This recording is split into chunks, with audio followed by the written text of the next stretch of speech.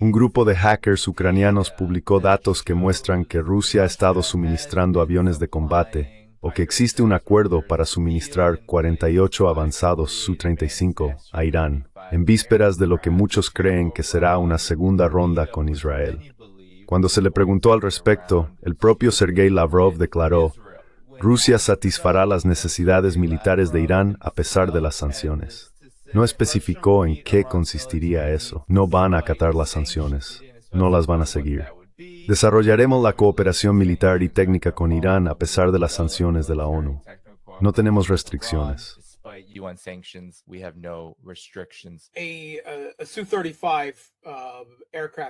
La venta de aviones Su-35 lleva mucho tiempo gestándose para Irán, y por lo que sabemos, se retrasó principalmente porque Irán estaba demorando el proceso. En un momento dado, hace aproximadamente un año, hubo instructores involucrados porque ya sabes, Rusia es muy metódica. Se asegura de que los pilotos del país comprador estén completamente preparados primero con aviones de entrenamiento antes de pasar a los más avanzados. Obviamente, no quieres perder a uno de ellos durante el entrenamiento. Pero luego Irán no siguió adelante con el acuerdo, y Rusia estaba esperando eso. Los Su-35 en realidad no se están utilizando de forma tan extensa durante el conflicto en Ucrania, así que Rusia ciertamente es capaz de cumplir los términos de un acuerdo así. Pero va a ser un proceso, solo para que lo entiendas.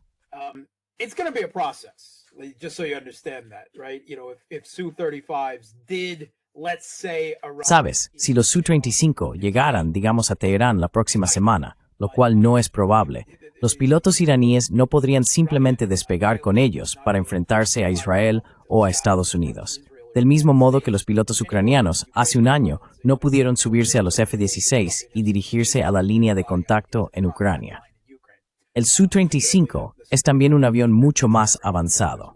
Pero hemos oído a funcionarios iraníes en las 2 últimas semanas hablar de que los S-400 también están en camino y de los MiG-29, ¿verdad? Un avión más antiguo pero capaz, aproximadamente comparable al F-16 ruso, que o bien ya está en Irán, se han visto allí, o está de camino. Y estoy seguro de que hay otros suministros también.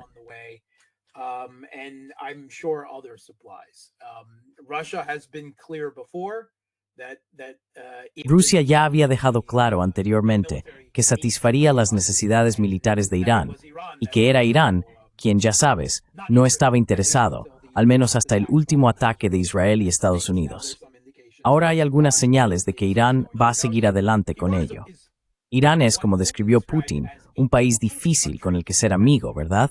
Tienen su orgullo, su creencia en su propia soberanía e independencia, y es comprensible que no quieran depender demasiado de ningún país en particular. También es comprensible que sean reacios a depender demasiado de Rusia. En el pasado, ya sabes, Rusia antecedió en un pasado lejano enfrentamientos.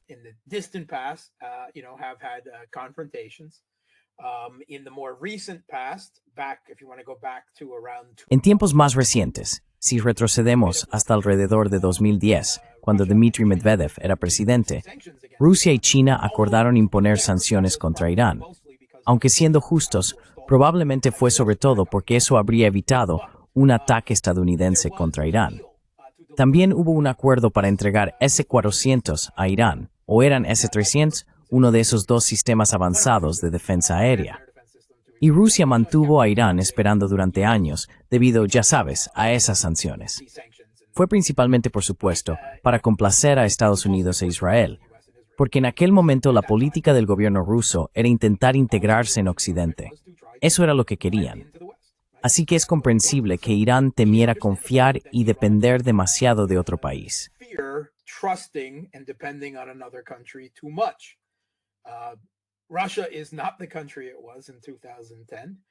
Rusia no es el país que era en 2010. Y en realidad, estoy de acuerdo con lo que decía tu último invitado sobre estar atrapados en un conflicto permanente con Occidente. Si el Kremlin no lo entiende ahora, debería hacerlo. Más les vale ponerse al día con el juego. Pero creo que sí lo entienden, o al menos suficientes personas en el Kremlin lo hacen.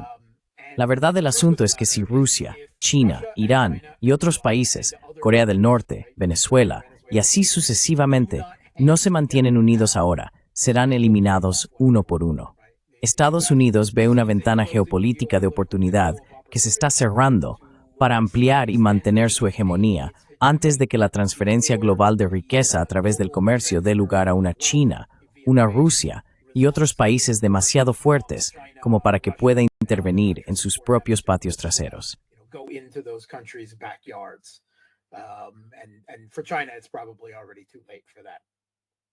Y para China, probablemente ya sea demasiado tarde para eso. Irán fue claramente atacado hace unos meses, ¿verdad? Existía la creencia de que un ataque de decapitación, junto con actividades de inteligencia israelí sobre el terreno, derribaría al gobierno iraní. No fue así. Los ataques de decapitación solo tuvieron un éxito parcial, y todo lo que el Mossad estaba preparando para la acción encubierta, terroristas, separatistas y lo que fuera sobre el terreno, no fue ni de lejos suficiente. Además, los ataques de largo alcance de Irán acabaron agotando y superando las defensas aéreas israelíes y occidentales sobre Israel, porque el mayor talón de Aquiles de Estados Unidos y de Occidente, en este momento, es su excesiva dependencia de un sistema de defensa aérea menos que perfecto, el Patriot, y su grave escasez de interceptores PAC-3 para dicho sistema.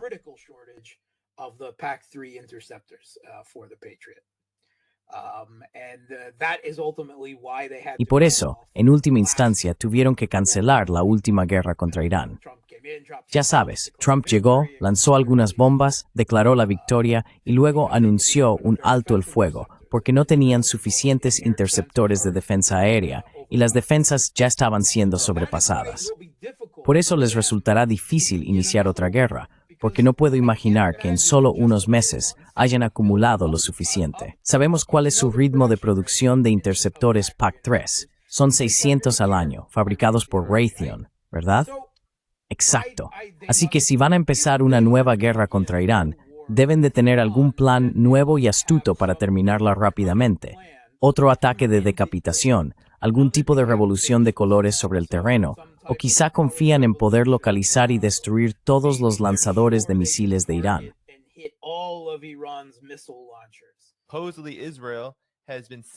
Supuestamente, Israel ha estado enviando un mensaje a Irán a través de Rusia, diciendo que no quieren atacar. Incluso el ministro de Asuntos Exteriores iraní dijo que una llamada telefónica entre Netanyahu y Vladimir Putin llevó a Netanyahu a querer decirle a Irán que no iban a atacar. Arakchi, el ministro de Asuntos Exteriores, dijo que son perfectamente capaces de engañar. Y mira el alto el fuego ahora. Han pasado menos de 24 horas y ya Israel está matando a palestinos.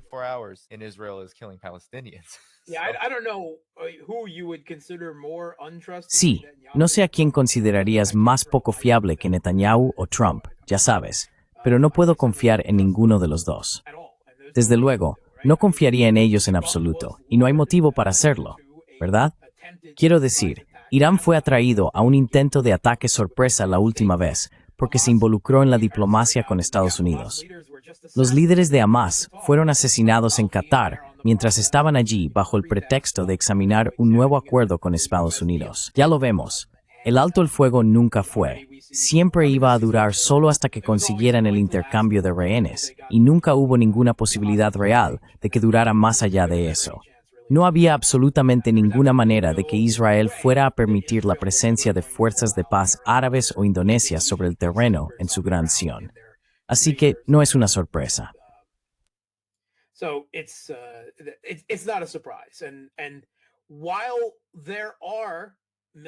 Y aunque hay consideraciones militares, como dije, sería muy difícil, si no prohibitivo, que Estados Unidos e Israel se involucraran ahora mismo en otro conflicto con Irán. El mayor problema es la falta, el talón de Aquiles, de defensa aérea, concretamente la escasez de interceptores antiaéreos. No tenemos motivos para creer que de algún modo hayan aumentado mágicamente la producción, y eso lo complica mucho. Eso no significa que no vayan a idear algún plan astuto que crean que funcionará, como hicieron la primera vez, ¿verdad? Ese es el peligro, su falta de realismo militar respecto a sus capacidades en ese ámbito. Pero podríamos decir lo mismo de muchas otras cosas antes.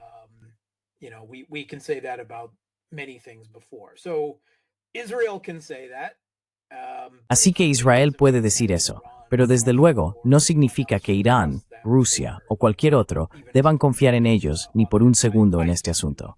Yo, desde luego, no lo haría. Pero la realidad es que, incluso si todo lo que hemos oído es cierto, ¿verdad? Rusia ha estado enviando transportes militares a Irán.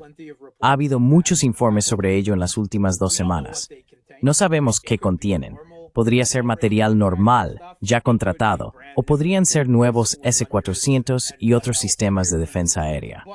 Pero en cualquier caso, esto llevará tiempo. No es algo que puedan montar en un día. Lo que tiene Rusia es una red de defensa aérea y guerra electrónica integrada, interconectada y en múltiples capas, la mejor del mundo, como sin duda se ha demostrado en los últimos años.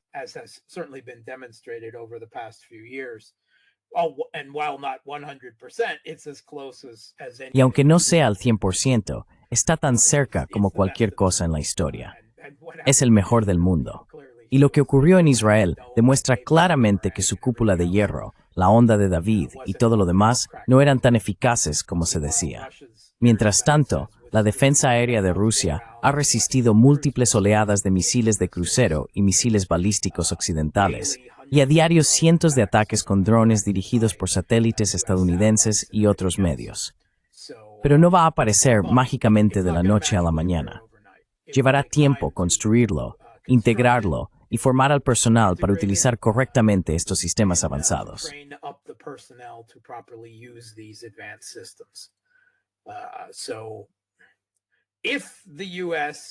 Así que, si Estados Unidos e Israel tienen la intención de lanzar otro ataque rápido y engañoso, cualquier cosa que Rusia y o China puedan proporcionar, ya que también ha habido algunos informes sobre transportes militares chinos que se dirigen a Irán, solo ayudará hasta cierto punto. Se necesita tiempo. Ya hablemos de defensa aérea o de aviones de combate rusos. No es algo que pueda integrarse de la noche a la mañana, como hemos visto claramente que es imposible para el apoderado de Occidente en Ucrania. Todos esos sistemas sofisticados deben ser operados por su propio personal. Y aún así, sin sistemas integrados, no funcionan como redes interconectadas y en múltiples capas. Su eficacia es muy limitada.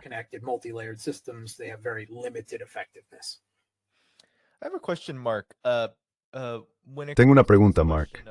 En lo que respecta a este tema, especialmente los modelos más antiguos, los MiG e incluso las defensas aéreas que Rusia está suministrando a Irán, he oído informes procedentes de Irán que dicen que hay ingenieros rusos y apoyo logístico implicados.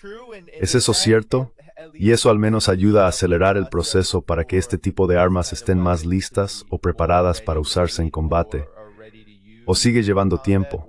Sabes, creo que Israel probablemente esté un poco preocupado de que esta vez no tenga un ataque sorpresa bajo la manga.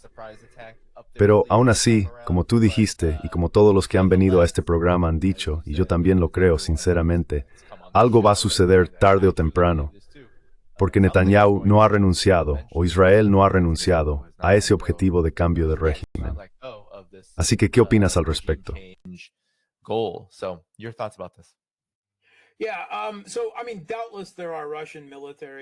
Sí, bueno, quiero decir, sin duda, hay personal militar y técnico ruso sobre el terreno. Es cierto, de hecho es esencial.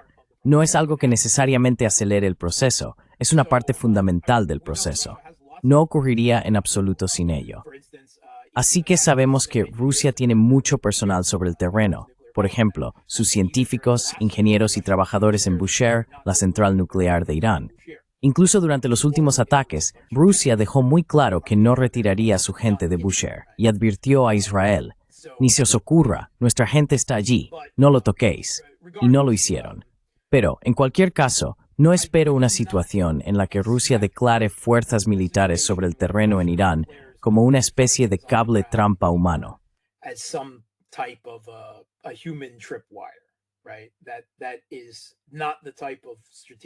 Exacto. Ese no es el tipo de acuerdo de asociación estratégica que tienen Rusia e Irán, hasta donde sabemos. No incluye una cláusula de defensa mutua como la que existe con Corea del Norte. Aunque de nuevo, se nos ha dicho que Rusia ofreció eso a Irán y ellos lo rechazaron, al igual que los chinos. Lamentablemente, el nivel de alianza, confianza e integración entre los tres aún no es el que debería ser, y necesita serlo. Esperemos que avancen en ese sentido, porque si no lo hacen, como dije, serán eliminados uno a uno. Pero se descubrió, ya sabes, que Rusia era mucho más difícil de lo que se pensaba. La administración Blinken-Sullivan descubrió que por mucho que imaginaran que podían derribar a Rusia y luego centrarse en China, no podían hacerlo.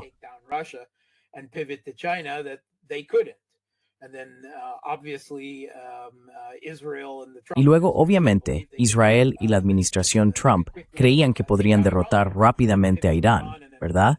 Girar hacia Irán, luego hacer que Europa contuviera a Rusia y después girar hacia China. Y obviamente eso tampoco funcionó. Ahora parece que la administración Trump está buscando algo fácil de conseguir, una victoria en Venezuela. Pero si hicieran eso, Venezuela tiene obviamente un ejército mucho más pequeño y menos capaz que el de Irán, y desde luego mucho menos que el de Rusia. Tienen algunos S-300 rusos, algunos sistemas más antiguos, creo, y algunas defensas aéreas viejas.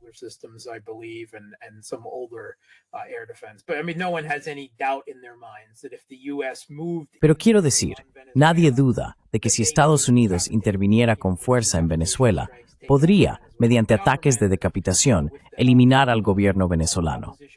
Y con la ayuda de oligarcas de la oposición y otros similares que levantarían sus propios ejércitos de derecha y demás, podrían derrocar al gobierno. La pregunta entonces es si realmente podrían ocupar el país y gobernarlo. Esa es otra historia y depende de la situación, de la pasión del pueblo venezolano que apoya a Maduro y la continuación de la revolución bolivariana. No estoy en posición de juzgar eso.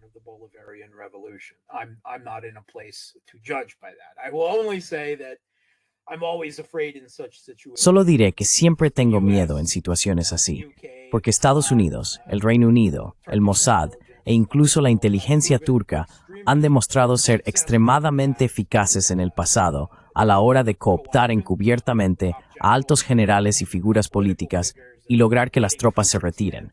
Quiero decir, tenían, alrededor del 90% del ejército sirio, ¿verdad?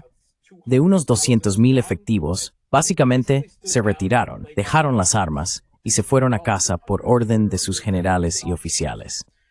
Si pudieron hacer eso en Siria, entonces, lamentablemente también existe la posibilidad de que lo hagan en Venezuela. Así que no lo sé. No he estado en Venezuela y no puedo afirmarlo.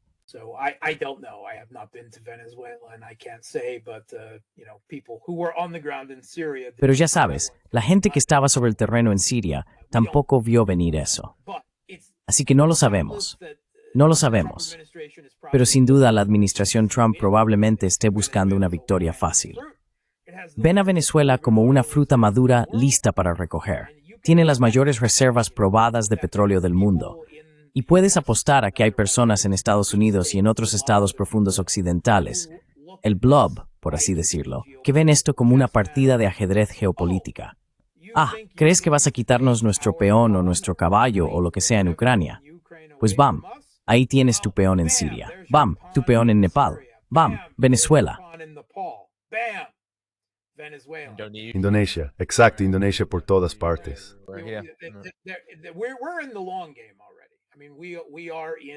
Ya estamos en el juego a largo plazo. Quiero decir, estamos en el conflicto por el orden mundial global que se desarrolla en los ámbitos militar, económico, cibernético y desde luego en la esfera de la información, ¿verdad? No se trata de un solo conflicto, es una multiplicidad de conflictos, como corresponde a un intento de frenar el nacimiento de un orden mundial multipolar. Estamos en ese juego, estamos plenamente en ese juego. Y Venezuela, lo que está ocurriendo allí, es salt ortha, ngurataya más en el último existencia, será un conflicto que tendrá décadas. Y de ser está también en una muerte nuclear. Israel has already taken out 7 Palestinians. Sabes, Israel ya había acabado con 7 palestinos, ni siquiera 24 horas después de ese alto el fuego. Y luego, Mark, tuvimos las increíbles imágenes de la brevísima visita de Trump al Knesset en Israel, así como por supuesto esa cumbre absolutamente patética que vimos en Egipto. Y quiero poner un poco de este comentario sobre las armas, que creo que habla de ese elemento de confianza en el conflicto más amplio del que estás hablando. Porque cuando escuchas al presidente de Estados Unidos hablar así, Esto es lo que hace Trump, te lo dice directamente. Todo esto forma parte de la agenda. Aquí vamos. Puedo decirte que tenemos armas que... I can tell you we have weapons that nobody's ever dreamt of. I only hope we Nadie ha soñado jamás con ellas. Solo espero que nunca tengamos que usarlas. Reconstruí el ejército. Me sentí orgulloso de hacerlo, pero hubo cosas que odié hacer. Odiaba ciertas armas, porque su nivel de poder es enorme. Es tan peligroso, tan malo. Pero tenemos que hacer lo que tenemos que hacer. Fabricamos las mejores armas del mundo, y tenemos muchas. Y francamente, hemos entregado muchas a Israel. Y a lot to Israel, frankly. And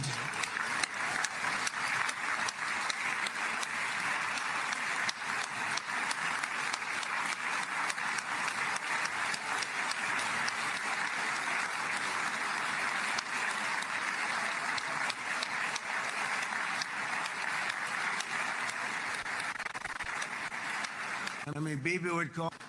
quiero decir, Bibi me llamaba tantas veces. Puedes conseguirme esta arma, aquella arma, esa otra arma.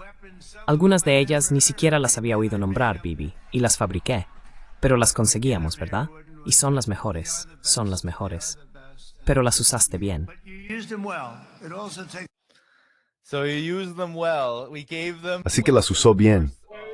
Les dimos armas. Por supuesto, con toda la fanfarronería, no sé qué armas son, todo ese discurso de que son las mejores armas y todo eso.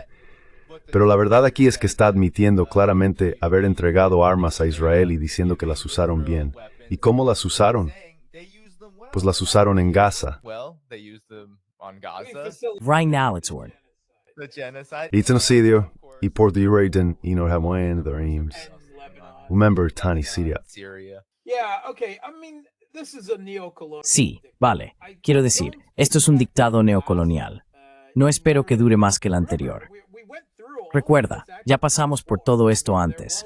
Hubo un alto el fuego muy similar cuando Trump asumió el cargo, y ese se desmoronó incluso antes que este, porque al menos entonces lograron llevar a cabo el intercambio de rehenes. Aunque tengo entendido que Israel ya ha incumplido con respecto a los rehenes palestinos que tiene, y ahora está decidiendo a quién dejará ir y a quién no. Who they will let go and who